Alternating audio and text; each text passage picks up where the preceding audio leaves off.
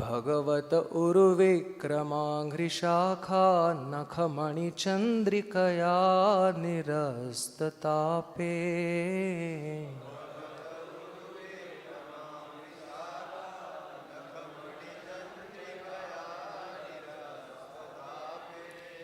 हृदि कथमुपसीदतां पुनः स प्रभवति चन्द्र इवोदितेऽर्कतापः।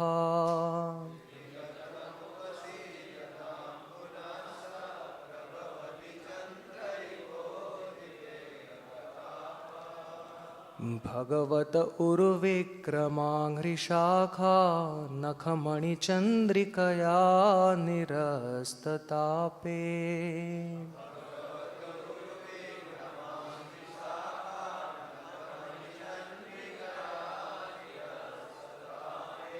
हृदि कथमुपसीदतां पुनः स प्रभवति चन्द्र इवोदितेऽर्कतापः।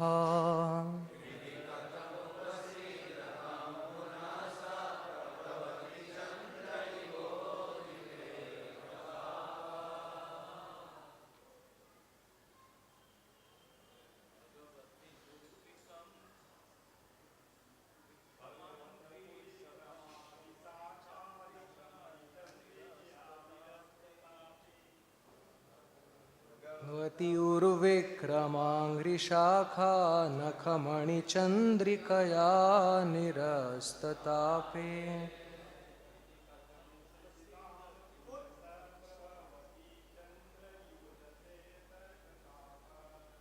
हृदि कथमुपसीदतां पुनः स प्रभवति चन्द्र इवोदितेऽर्कतापः।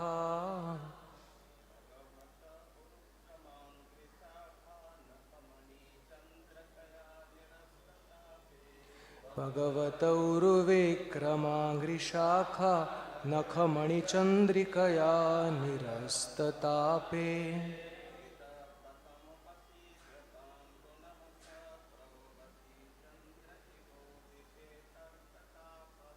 हृदि कथमुपसीदतां पुनः स प्रभवति चन्द्र इवोदितेऽर्कतापः।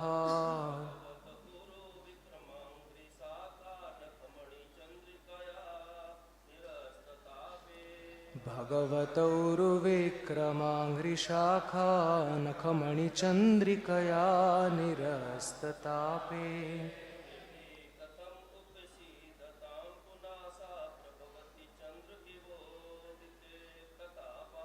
हृदि कथमुपसीदतां पुनः स प्रभवति चन्द्र इवोदितेऽर्कतापः। माताजी, Bhagavataha of the Supreme Personality of Godhead, Uru Vikrama, which have performed great heroic deeds, Angri of the lotus feet, Shakha of the toes, Nakha of the nails, Mani which are like jewels, Chandrikaya by the moonshine, Nirastatape when the pain has been removed, Hrudi in the hearts, Katham how indeed, Upasidata of those who are worshipping, Punaha again, Saha that pain, Prabhavati can have its effect, Chandre when the moon, Eva just as, Udite risen, Araka of the sun, Tapaha the burning heat. Translation and purport by the disciples of His Divine Grace A.C. Bhaktivedanta Swami Srila Prabhupada Ki. Translation: how can the fire of material suffering continue to burn the hearts of those who worship the Supreme Lord? The Lord's lotus feet have performed innumerable heroic deeds, and the beautiful nails on his toes resemble valuable jewels. The effulgence emanating from those nails resembles cooling moonshine, for it instantly relieves the suffering within the heart of the pure devotee, just as the appearance of the moon's cooling light relieves the burning heat of the sun. Purport. When the moon rises, the expansion of its rays drives away the distress of the sun's fierce heat. Similarly, the cooling rays emanating from the lotus nails of Personality of Godhead's lotus feet vanquish all distress for the Lord's pure devotee. According to Vaishnava commentators, it is to be understood from this verse that material lust, exemplified by uncontrolled sexual desire, is exactly like a blazing fire. The flames of this fire burn to ashes the peace and happiness of the conditioned soul, who perpetually wanders in 84 lakh species of life, vainly struggling to extinguish this intolerable fire. The pure devotees of the Lord place the Lord's cooling, jewel-like lotus feet within their hearts, and thus all of the pain and suffering of material existence are extinguished. The word Uru Vikramangri indicates that the Lord's lotus feet are quite heroic. Shri Krishna is famous for his incarnation as Vamana, the dwarf Brahmana, who extended his beautiful toes up to the outer limits of the universe and perforated the universal shell, thus bringing the waters of holy Ganga into the universe. Similarly, when Krishna was entering the city of Mathura to challenge the demoniac king Kamsa, and his entrance was impeded by a ferocious elephant named Kuvalayapid, Lord Krishna kicked the elephant to death and peacefully entered the city gates. Lord Krishna's lotus feet are so exalted that the Vedic literature state that the entire material manifestation rests beneath his lotus feet. Samashritaye padaval pallavaplavam mahat padam punyayasho murare. Bhagavatam 10.14.8. So, today we will begin by recapping what's happening in the chapter.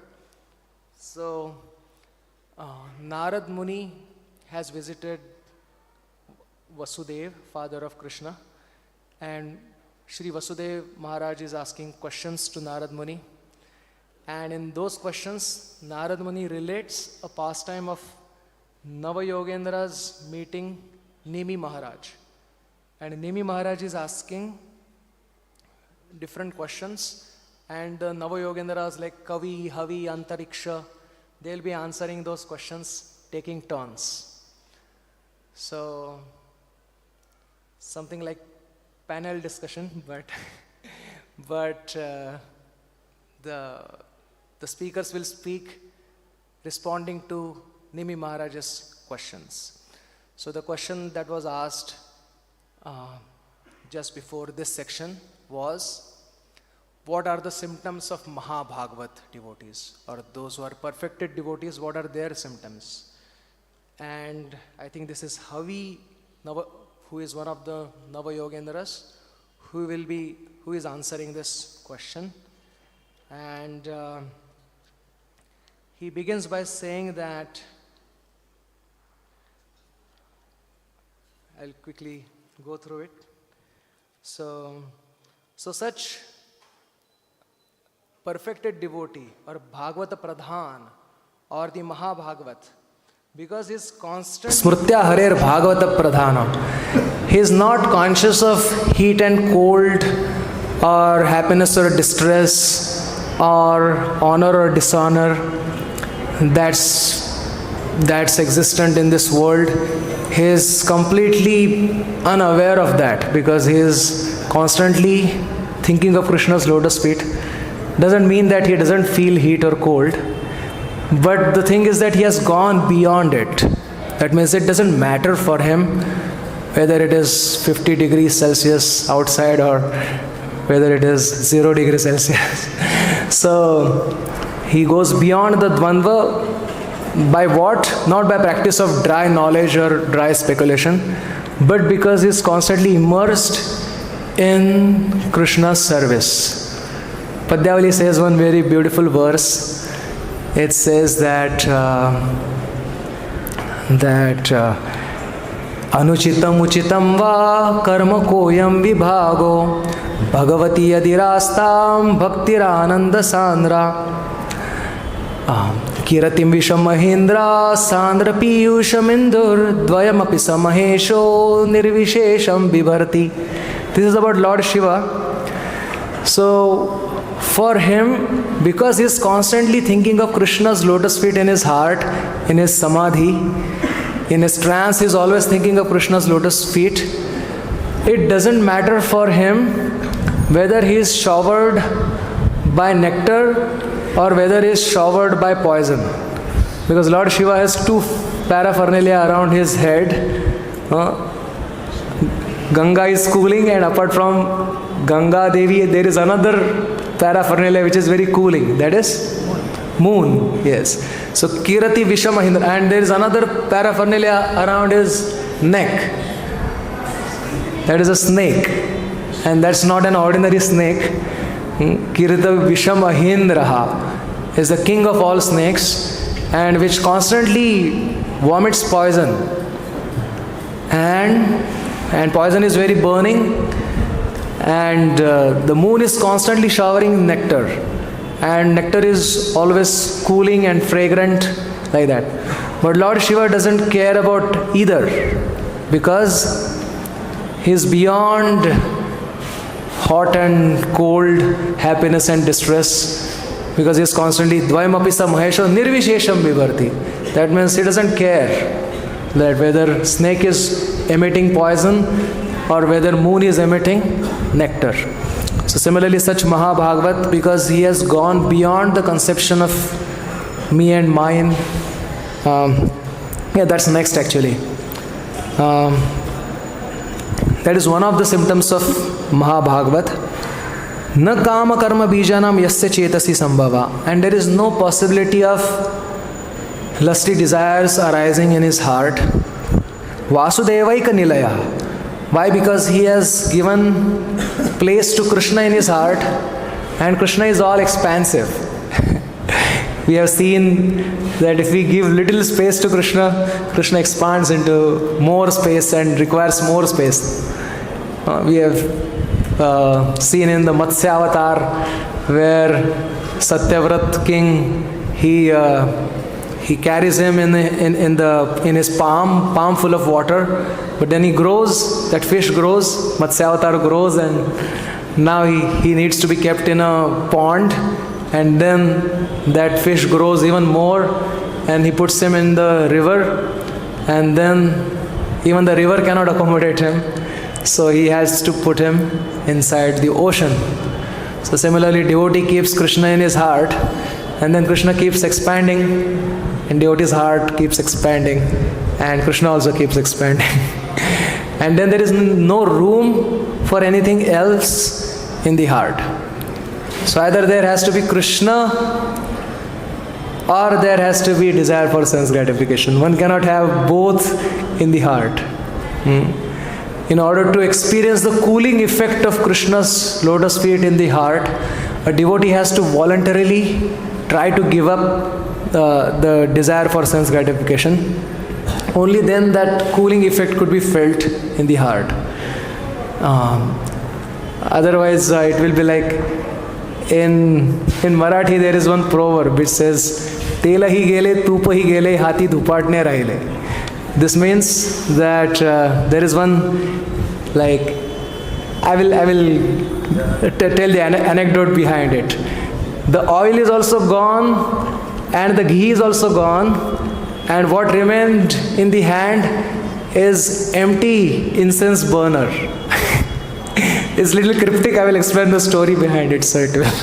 So one guru tells his disciple that for my puja of Thakurji, I need some ghee and some oil.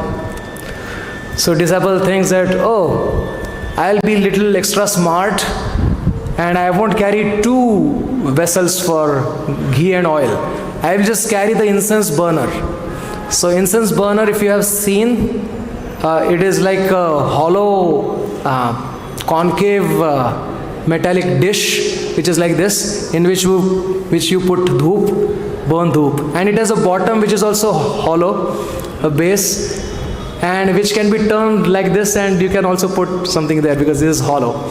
Okay.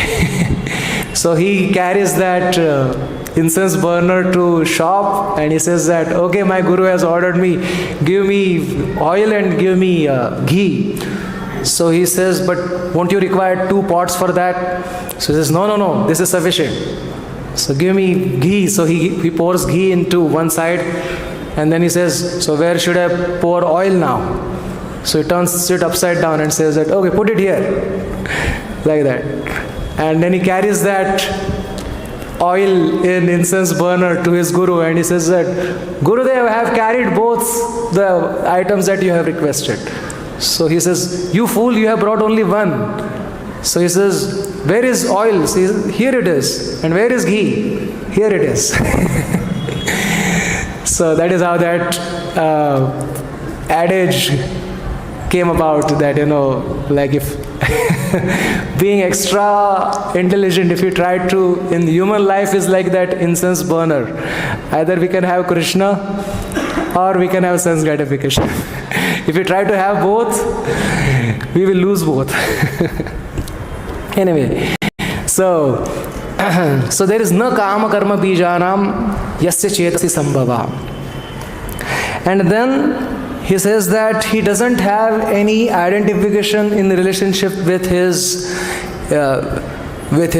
body or high birth or education, because Kunti Maharani has prayed, Janmaishwarya Shrutashribhi Edhamana Madah Puman Naivarhati Abhidhatum Vai Tvamakinjana Gocharam. So those who are proud, so having good birth is not wrong, having great wealth is not wrong, having high education is not wrong. Kunti Maharani had all of that.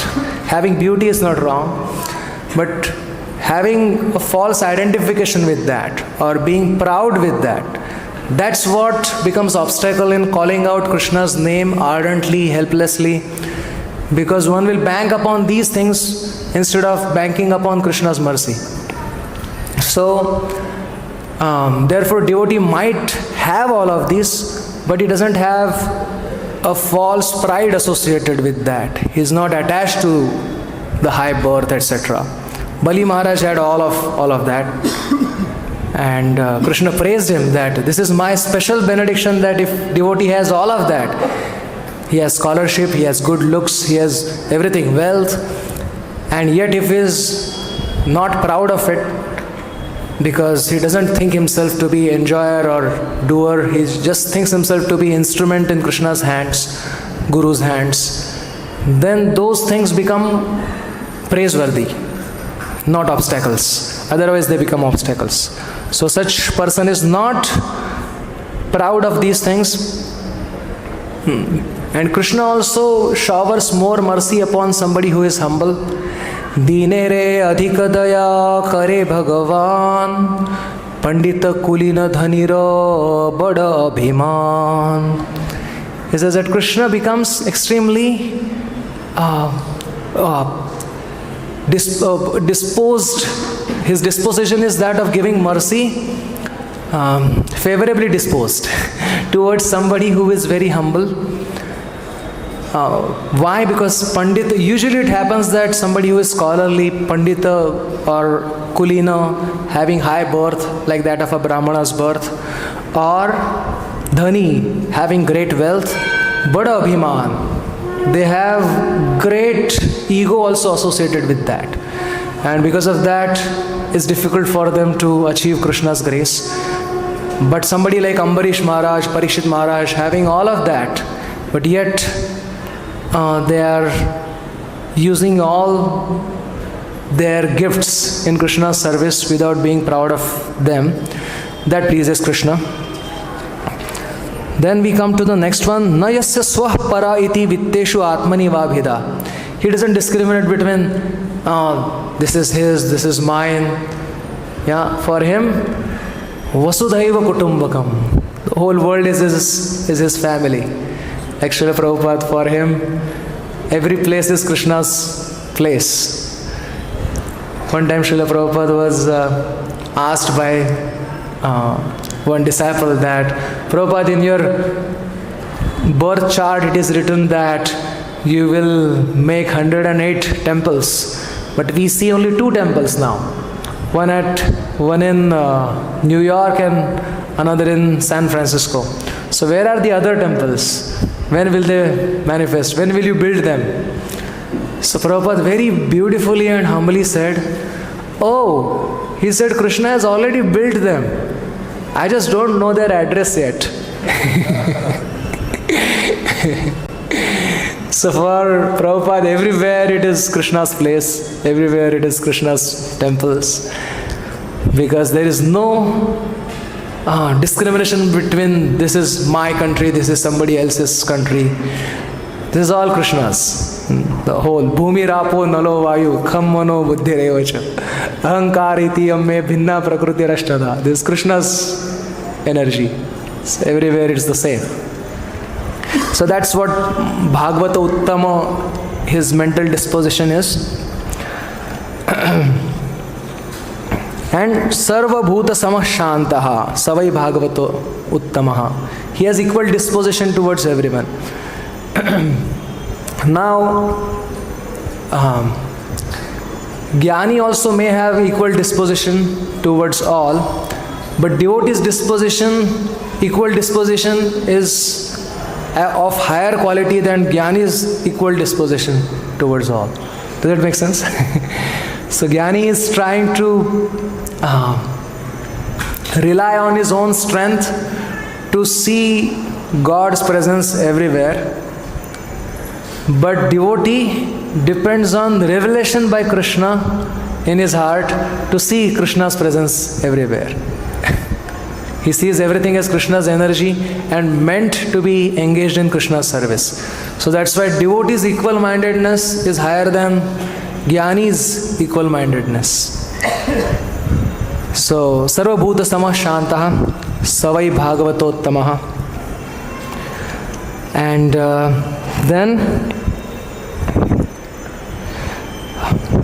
then his mind is not distracted to anything other than Krishna. This is clear from Raghunath Das Goswami's life's example, that he had opulence greater than that of the king of heavens, Indra. And his wife was more beautiful than any heavenly damsels. And yet, his heart was captivated by Lord Chaitanya's lotus feet, that he was trying to run away from all of that. And his parents tried to bind him up and tie him up. And his mother said to his father that, tie him up with ropes so that he doesn't run away. So the father says, no, that's not possible. He is Chaitanya Batul. He is mad after Lord Chaitanya Mahaprabhu. If the shackle that binds even Indra and other demigods, the shackle of the beauty of opposite gender, if that cannot bind him, if the shackle that binds makes everyone blind and greedy, that much wealth he has, if that cannot bind him, then what this poor rope will do? So Raghunath Das Goswami, he displays that characteristic, that Krishna, even Nityananda Prabhu praises him, Krishna pada padma gandha yejana pai brahma loka adi sukha tare nahi bhai. Somebody who has obtained a scent of Krishna's love for his lotus feet. For him, even the opulence of Brahmaji or Brahmalok becomes very unpalatable. or very tasteless. And then we come to today's verse. Bhagavato urukam vikramangri shakha nakhamani chandrikaya nirastatape rudi katham upasidatam punasa prabhavati chandra ivoditer katapaha. So when there is no possibility that any of the lusty desires will come in his heart which burn the heart, because his heart is already completely cool because of the moonshine. And just like in the evening when the moon arises, automatically whatever heat one was bearing throughout the day becomes pacified, quenched or vanquished. So there is one very beautiful shloka in Padyavali which goes like that. So if you like, you can repeat after me. Govardhana prastha navambuvaha.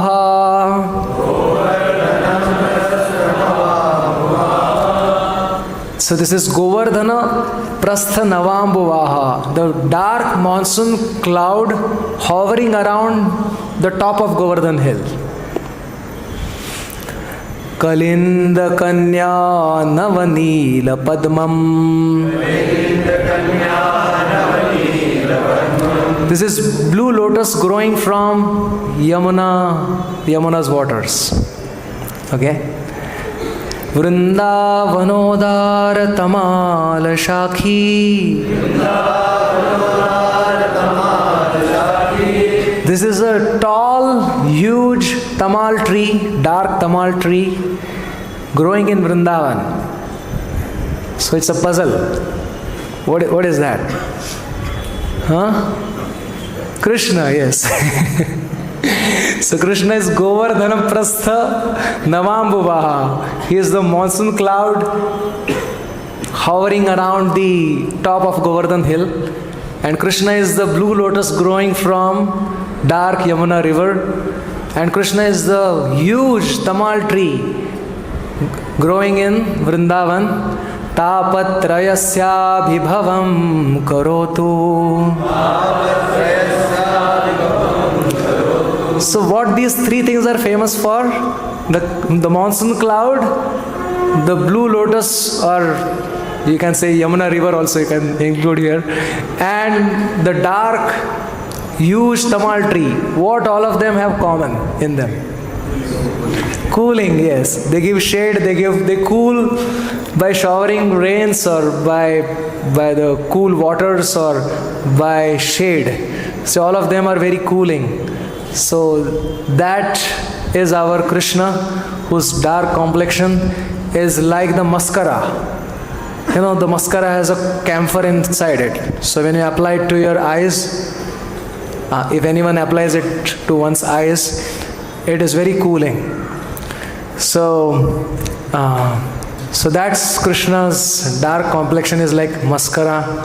Krishna's form or his names are also cooling. His pastimes are cooling, and his form is cooling to the eyes, to the heart, to the mind, and to all the senses.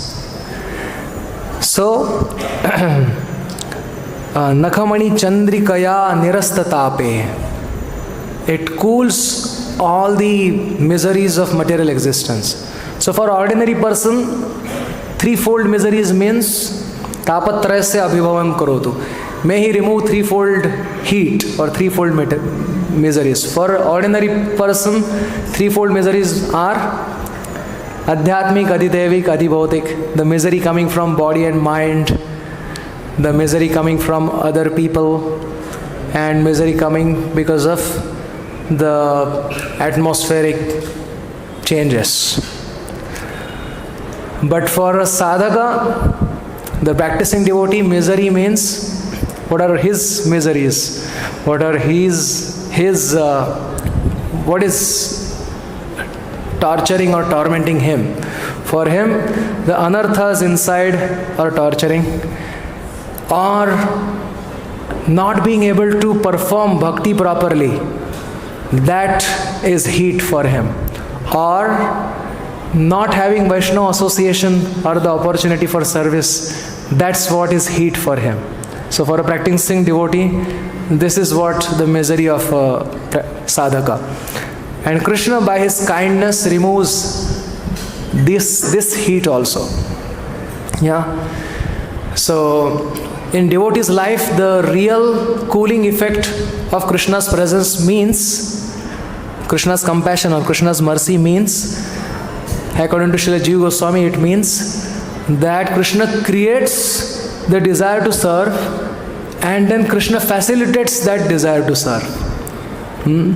So creating a desire to serve Krishna in whatever way, chanting Krishna's names, chanting extra rounds in Purushottam Mass, or doing Vrindavan Parikrama, or making garlands for Shyam Sundar, any of these, if any desires appears in the heart, or serving any Vaishnava, any of this desire appears in the heart, we should know that the cooling effect has started taking place in the heart.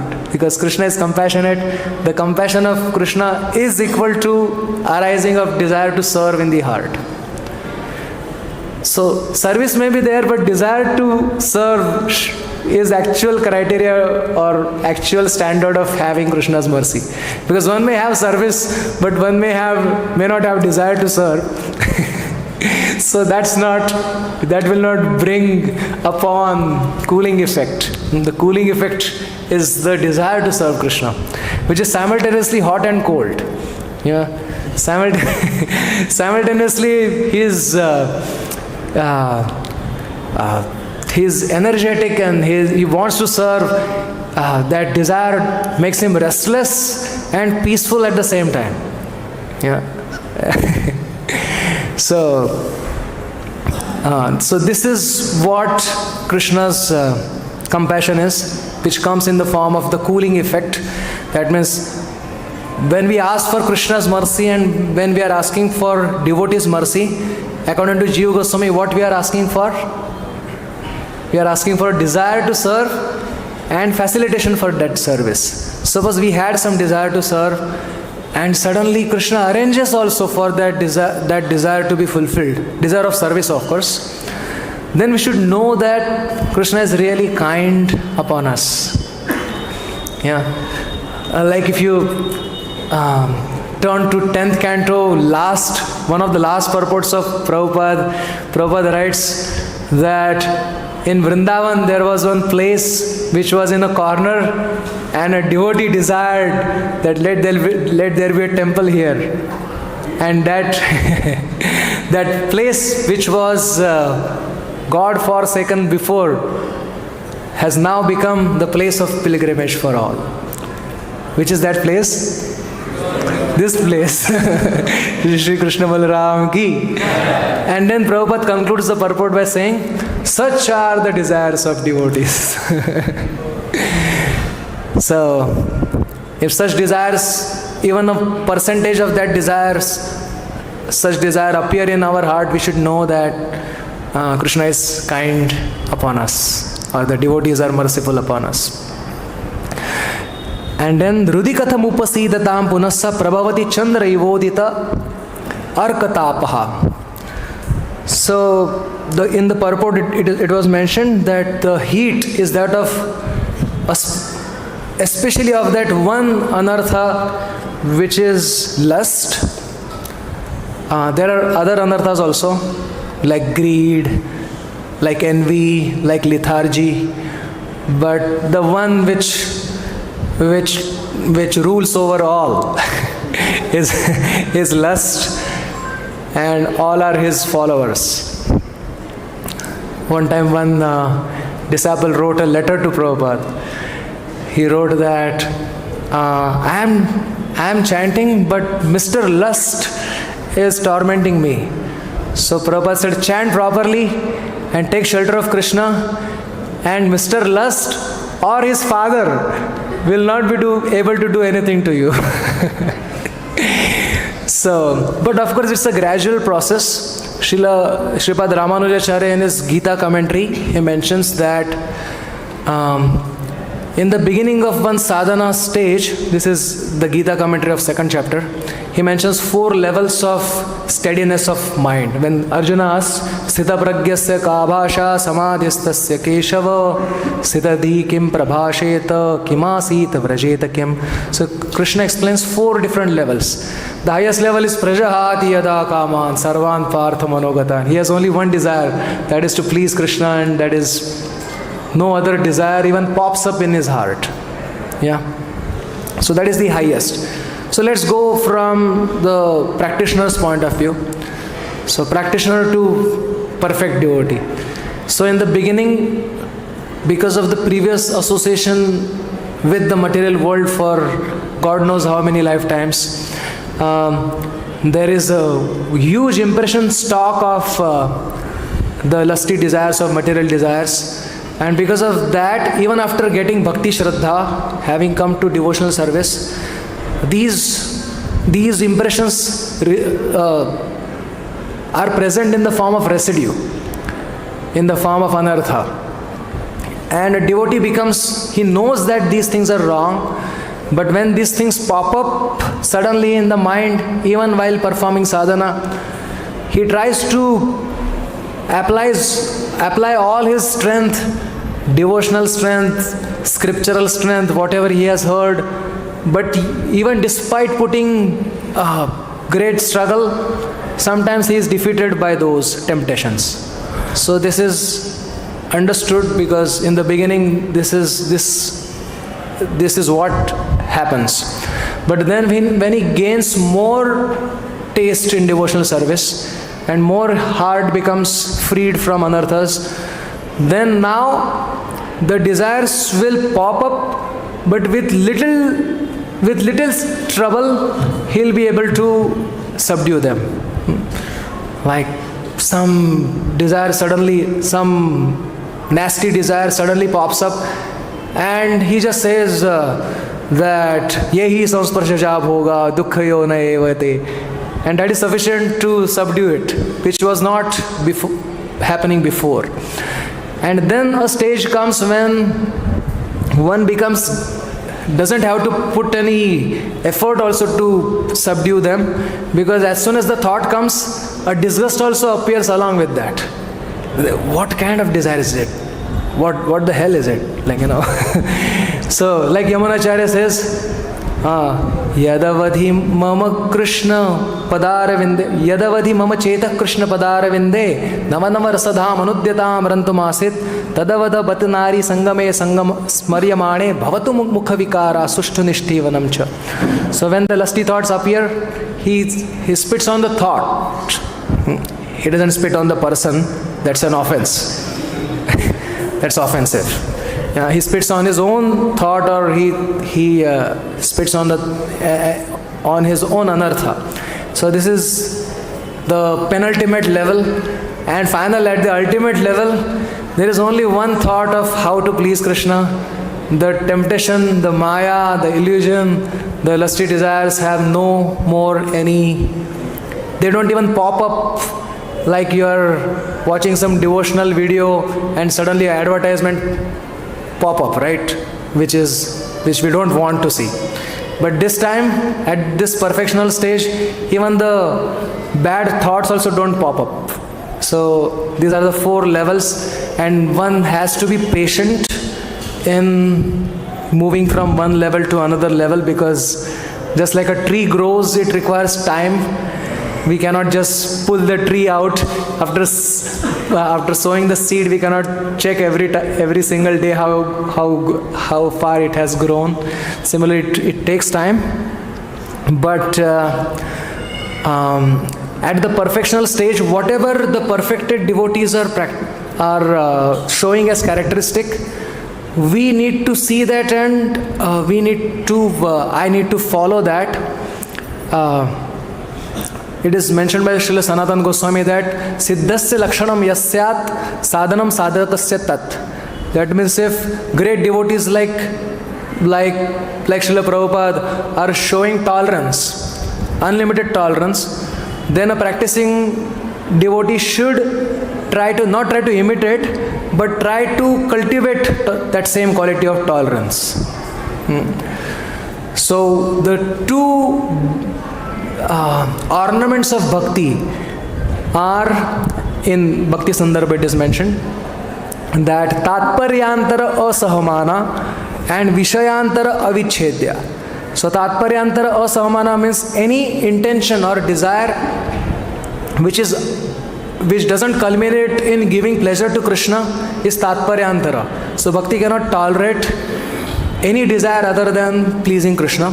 And vishayantara avichedya, it cannot tolerate it cannot be broken by any object other than Krishna and Krishna's paraphernalia. Krishna's paraphernalia means Guru, Vaishnava are included in that. Apart from that, there is no other object which could be distracting. So these two qualities are there present in anyone who is possessing bhakti. So any practicing devotee must be careful to adopt this, like make sure that to keep watch on my own mind, what it is trying to do. So I will speak a little bit about this. So the process of how mind works. So first of all, there is a particular intention in the heart, a particular tatparya. Whom do I want to serve? What is my purpose? So that after that intention comes object selection. Suppose that intention is to enjoy the tongue's pleasure. Then there is object selection. So what should I enjoy? Should I enjoy pizza, or should I enjoy burger, or should I enjoy this? So then there is object selection. And then there is action, and then there is reaction with that object. Okay? So mind reacts with that object. And then a particular impression or sanskar is formed in the mind. So what happens is that is stored in the mind. Okay? And next time, finding opportunity, that impression only pops up as different temptations. Okay, so what a practitioner needs to do is make sure that even while performing sadhana, what is the intention? Even while chanting, if there is no intention, then the default intention will take place. The default intention which has been formed because of the previous dealing with the material world. So consciously one needs to come back to that intention that, oh, this is where I need to please Vaishnavas, this is where I need to please Krishna, and therefore I am chanting. So that then the intention is clear, then the object selection is automatically Krishna or Bhagavatam or devotee. It won't sway. And then there is a reaction, the proper spiritual reaction that takes place with the spiritual object. And the spiritual impressions are formed, and that is how one feels the cooling effect of Krishna consciousness in the heart. When we gather sufficient amount of spiritual impressions by intently performing devotional service, then those impressions become more powerful, and my old impressions, they lose power on my mind. So, okay, so this is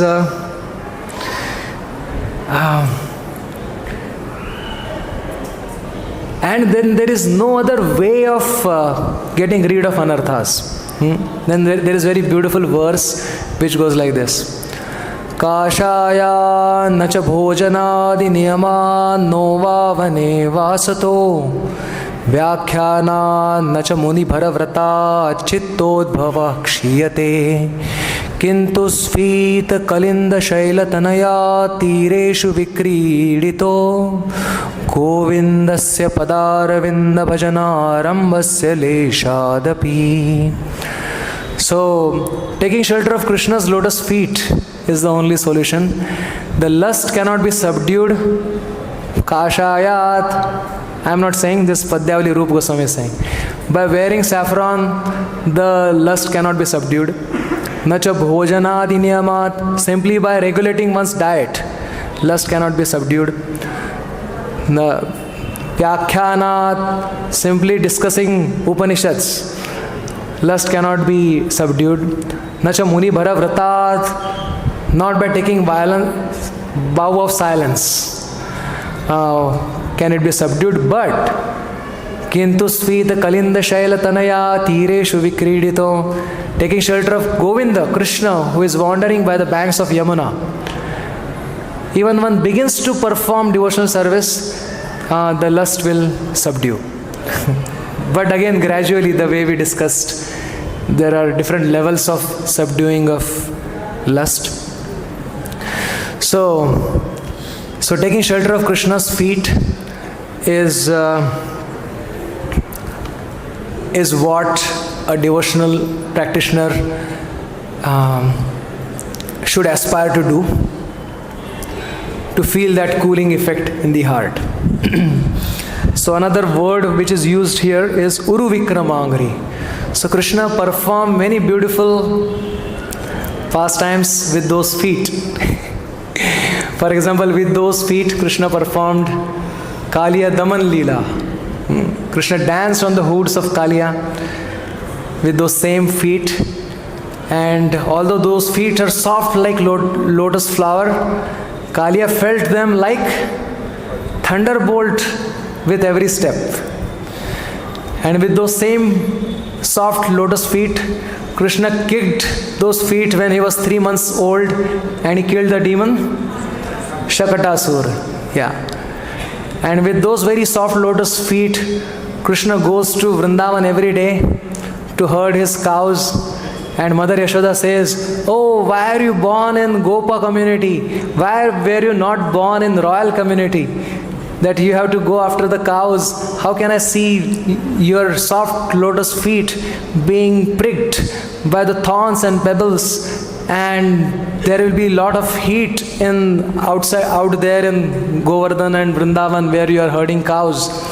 So Krishna says, "Oh mother, you haven't visited the forest yet. So therefore you are saying all these things. The forest, the dust is there are no pebbles. It's very soft. And the trees give shade and they give cool shade and they ooze honey, and the whole path is layered by their fragrant soft flowers. So I don't feel any pain, and they cover the sun rays completely. So it's very cooling, so don't worry." And with those very feet, Krishna crawled in the mud of Vrindavan, so which is also cooling. And so with those very feet, Krishna created Shamakunda also. He stomped his foot after killing Arishtasur, and a crater was created, and all the tirthas were invited, like that. So anyway, we have just 2-3 minutes left. Sometime back I had written something regarding Krishna's lotus feet.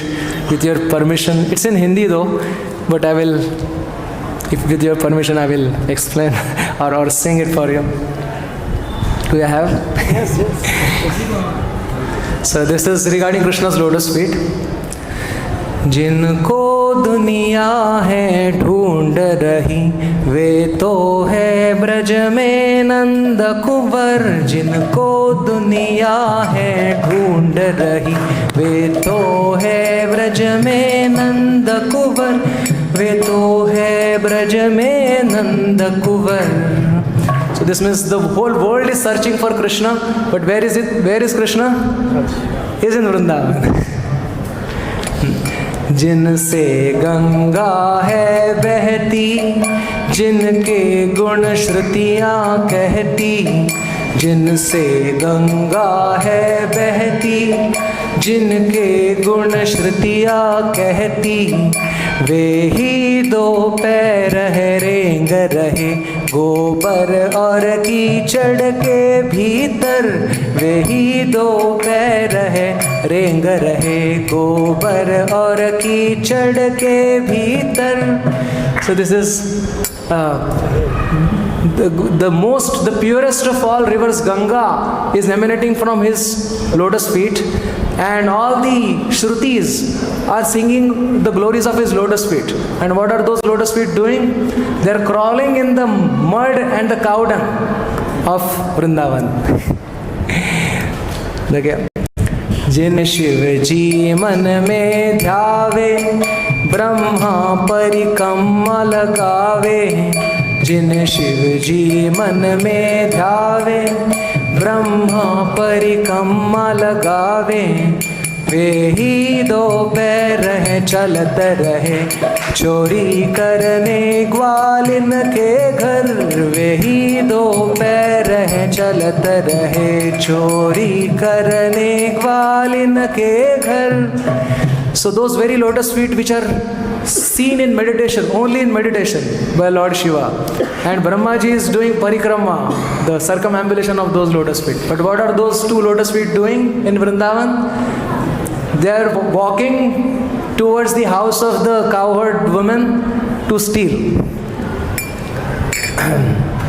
जिन्हें लक्ष्मी भी नहीं पाई करके भी लाख उपाय, जिन्हें लक्ष्मी भी नहीं पाई करके भी लाख उपाय, वे ही दो पैर रहे नाच रहे कालिय के 100 सिर के ऊपर, जिनको दुनिया है ढूंढ रही, वे तो है ब्रज में नंद कुंवर. So Lakshmi Devi is doing austerities in Bhandirvan. Belvan, sorry, Belvan. And yet she is not able to obtain those lotus feet, despite all her efforts. And those very lotus feet are dancing on not one head of Kaliya but 100 heads of Kaliya, without him doing any austerity. And the last one. जो भय से मुक्त करावे सो सबको अभय दिलावे, जो भय से मुक्त करावे जो सबको अभय दिलावे, वे ही दो पैर रहे काप रहे राधा के गुस्से को सुनकर, वे ही दो पैर रहे काप रहे राधा के गुस्से को सुनकर, राधा के गुस्से को सुनकर, जिनको दुनिया है ढूंढ रही, वे तो है ब्रज में नंद कुंवर. This is the last line.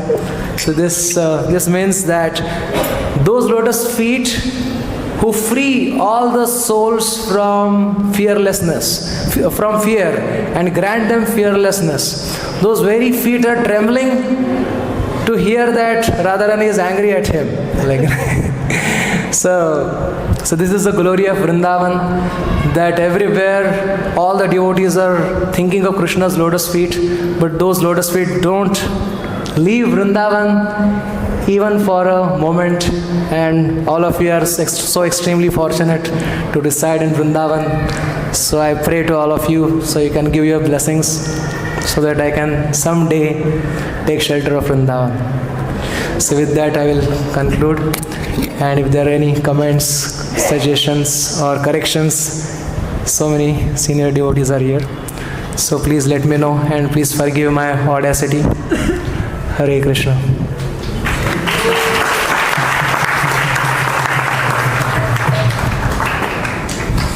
Okay, so we'll conclude here. Rantara Srimad Bhagavatam Mahapuran ki jai, Srila Prabhupada ki jai, Anand Koti Vaishnava Vrinda ki jai, Hitaye Gaur Premanande. Hare Krishna, Krishna Krishna,